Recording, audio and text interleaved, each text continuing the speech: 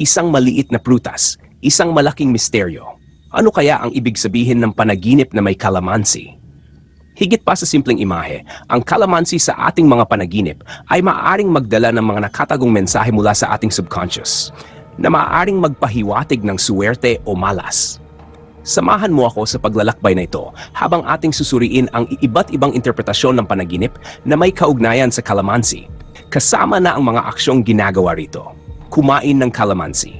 Ang pagkain ng kalamansi sa panaginip ay maaaring sumisimbolo sa pagtanggap ng mga hamon at pagsubok sa buhay. Ang maasim na lasa ay maaaring kumakatawan sa mga paghihirap, ngunit ang pagkain nito ay nagpagpapahiwatig ng iyong kahandaan na harapin ang mga ito. Kung masarap ang lasa, ito'y senyales ng tagumpay. Ngunit kung mapait at hindi masarap, maaaring ito'y pahiwatig ng paparating na pagsubok. Nagpiga ng kalamansi. Ang pagpiga ng kalamansi ay maaaring sumisimbolo sa iyong pagsisikap na kunin ang esensya o ang pinakamahalagang elemento ng isang sitwasyon. Kung maraming katas ang nakuha, ito'y senyales ng magandang kapalaran. Kung kaunting katas lang, maaaring ito'y pahiwatig ng pagkagawala ng oportunidad. Itim-itim na kalamansi bilang isang di-karaniwang variant ay maaaring kumatawan sa isang hindi inaasahang pangyayari o isang kakaibang sitwasyon. Maaring ito ay magandang balita o isang babala ng paparating na panganib. Ang konteksto ng panaginip ang magbibigay linaw kung ito'y suwerte o malas. Nagpahid ng kalamansi sa katawan.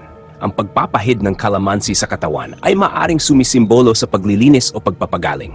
Ito'y isang positibong senyales na nagpapahiwatig ng pag-alis ng negatibong enerhiya at pagdating ng suwerte.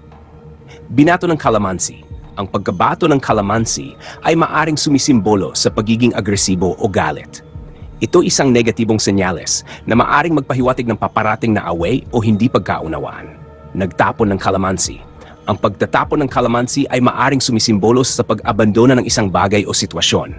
Kung ito'y ginawa na may pagkadismaya, maaring ito'y malas. Ngunit kung ito'y ginawa ng may pagpapasiya, maaring ito'y pag-alis ng isang balakid tungo sa suwerte. Pumitas ng kalamansi. Ang pagpitas ng kalamansi ay maaring sumisimbolo sa paggamit ng isang layunin o pagkuha ng isang bagay na iyong pinaghirapan.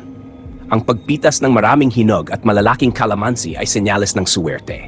Ngunit ang pagpitas ng mga hilaw o maliit ay maaring magpahiwatig ng pagkabigo. Ang mga nabanggit na interpretasyon ay mga posibleng kahulugan lamang at dapat isaalang-alang ang buong konteksto ng panaginip at ang personal na karanasan ng nanaginip.